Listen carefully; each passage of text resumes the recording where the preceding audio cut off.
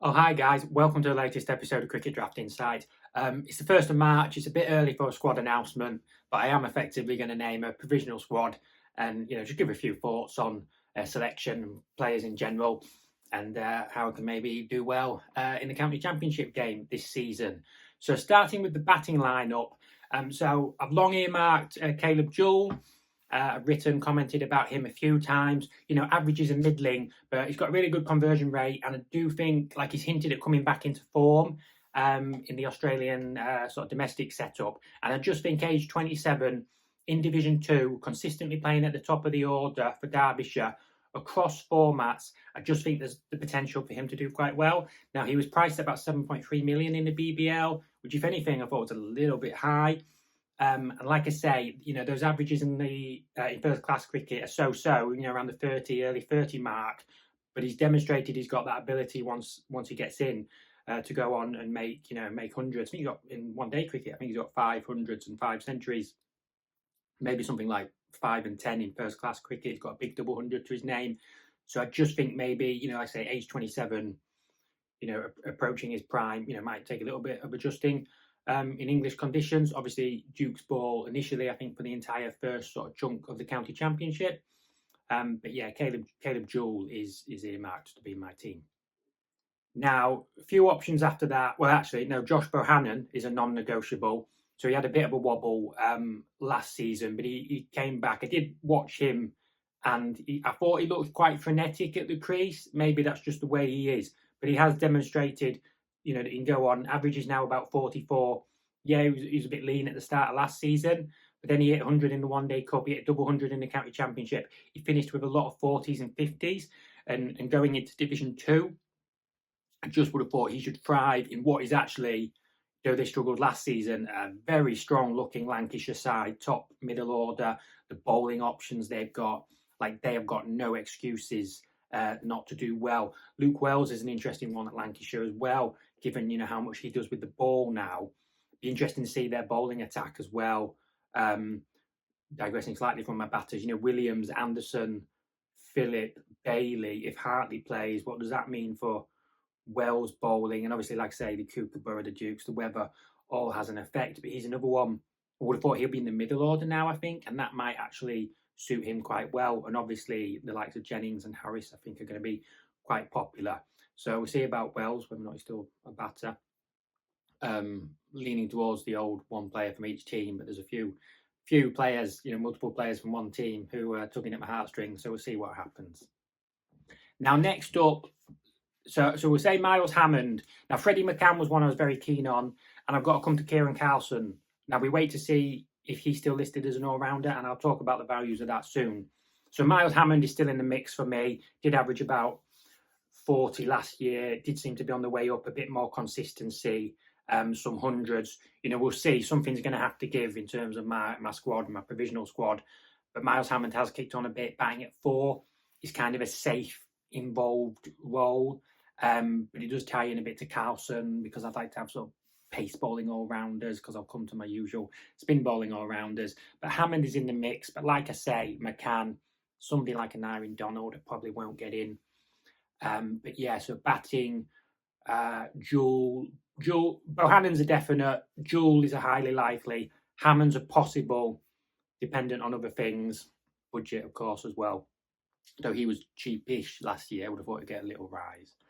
So yeah, the sort of vibes for batting at the moment. Now, in all-rounders, so let's talk about Kieran Carlson and Rob Keogh, who are, I think, my second and third most selected player ever.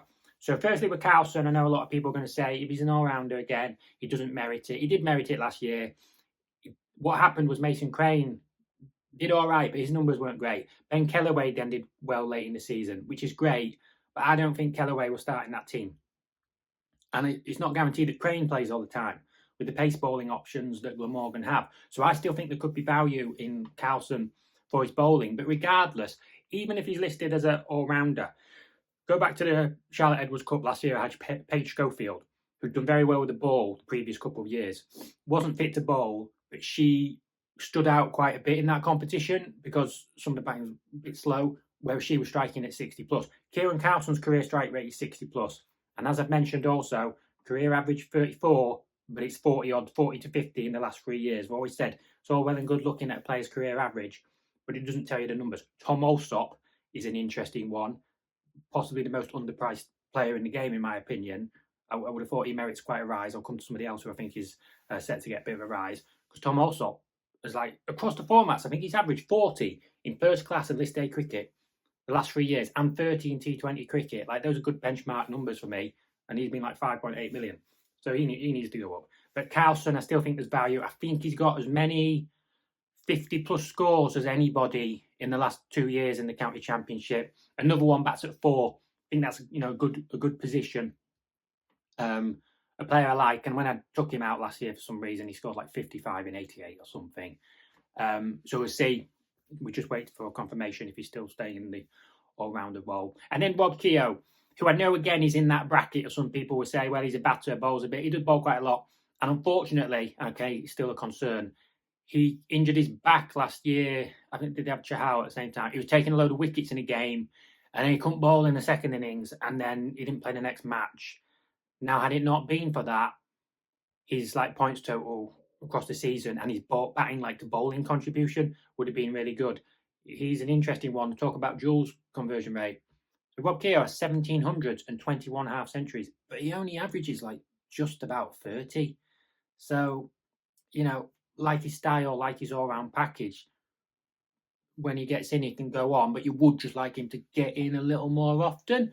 And we don't know what's going to happen. Darren Lehmann could tear it all up at Northamptonshire. I think Northamptonshire are a fascinating side across the formats. I do like Keogh at 5. I don't think he's 4. I think that's a bit high for him. I do think he's better off with a bit of protection and the bowling workload. But yeah, we can talk about loyalty and these players that if I move on from, I really like these players.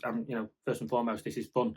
I could go a bit more clinical with some of my selections, but I really like these players, and I do still believe there's a lot of value in them, and I think this potential squad as a whole could still do well. However, I do think if you want to thrive in this game, you should be looking at pace bowling all-rounders. And for me, I'll be starting with Ryan Higgins and Jack Edwards. Ryan Higgins, obviously gold dust. He's been playing in Zimbabwe.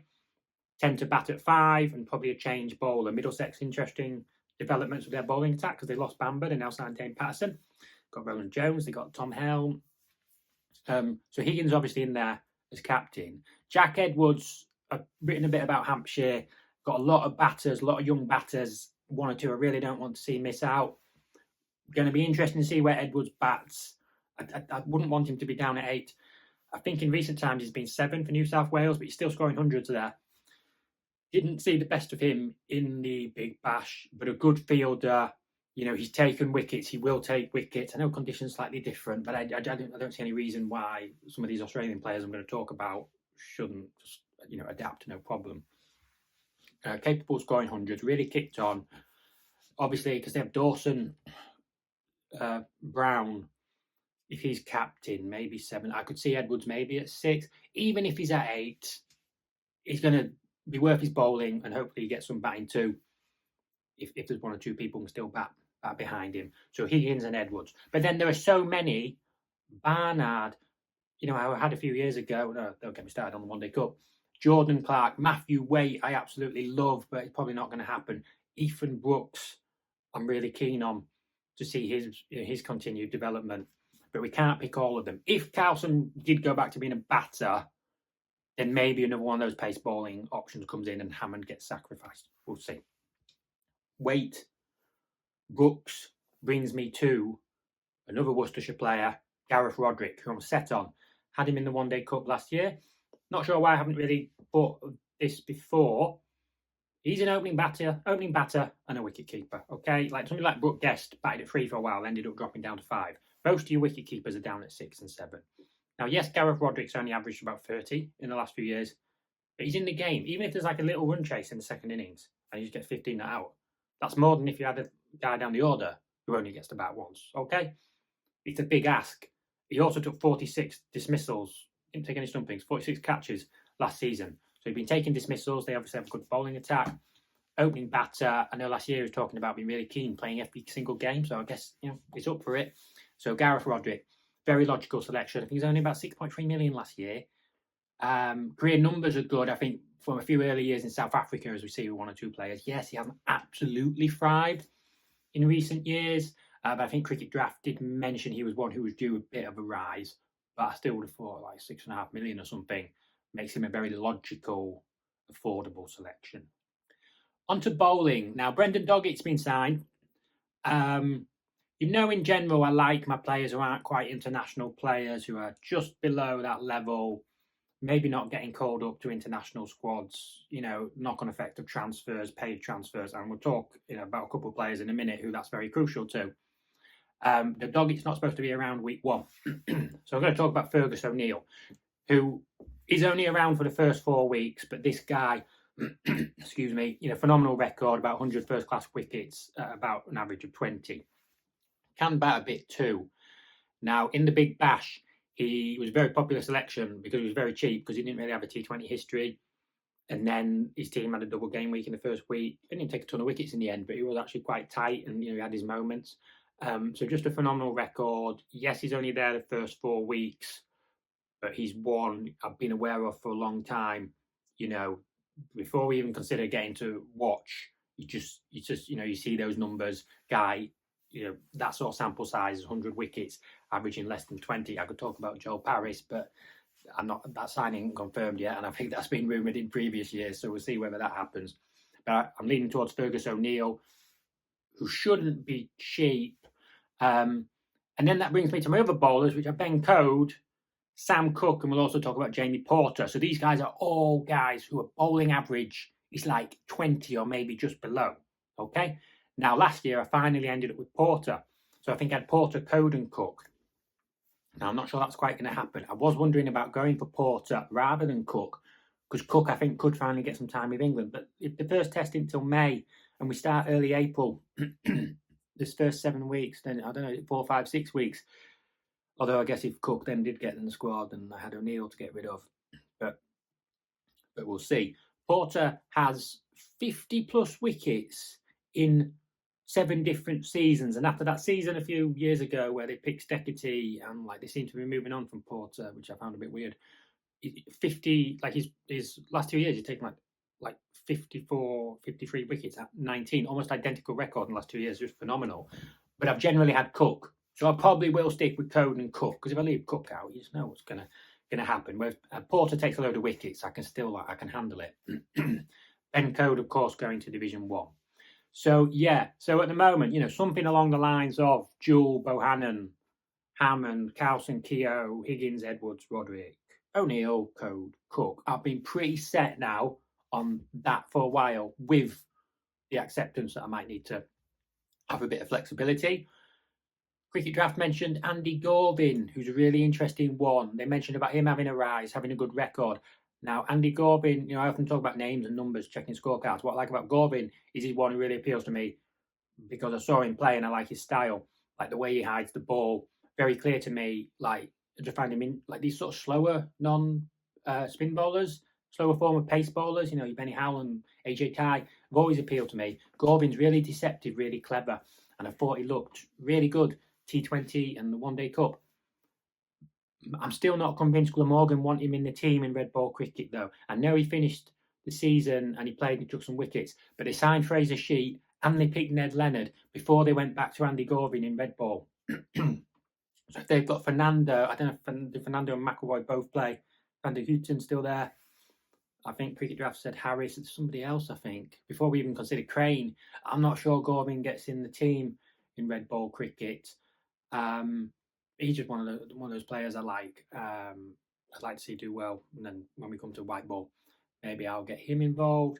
So my calculations previously, I've had my team anywhere in the 82 to 80 something else million. So I think we'll have to be careful with my stuff, because normally I've probably had what would be considered a expensive-ish bench. So it might be closer to some of these sort of 4 million types. If most of the games start on a Friday, like famous last words, normally can get to my phone at work, just if I had to make an amendment at the end. So even if my subs were like the subs you weren't thinking we're going to play, you know what I mean? So we'll see. I've only finished around about 1,000 in the last two county championships, and to be honest, I'm going to focus on my career ranking, which I'm just hoping to get that up into the top 100. But it's March, as I've been saying. Like, I mean, it's a good job we had the BBL, because I mean I'm starting to struggle now, and I just want the county championship. It's just like over the course of 4 days, checking the scores, accruing the point. The schedule doesn't really work as well for me, because the games to start with are Friday, Monday, and I'm at work Friday, Monday. Before I had Wednesday off, I can't ignore my wife and children, the entire weekend. Also, Yorkshire playing more games at Scarborough and York, which is great and fine because they do represent Yorkshire, but it's slightly less convenient for me to go and watch. But anyway, just some thoughts on my team. I actually drew up like a B team, like my favourite players who I don't intend to select yesterday, and I was like, this might actually outperform my A team. George Hill, Zach Chappell, Jamie Porter, people like that. But anyway, yeah, some thoughts on sort of provisional squad. Let me know who are your absolute non-negotiables, first names on your team sheet. Done well for you in the past, no doubt about it. You're picking them. Thank you very much for watching. How's that?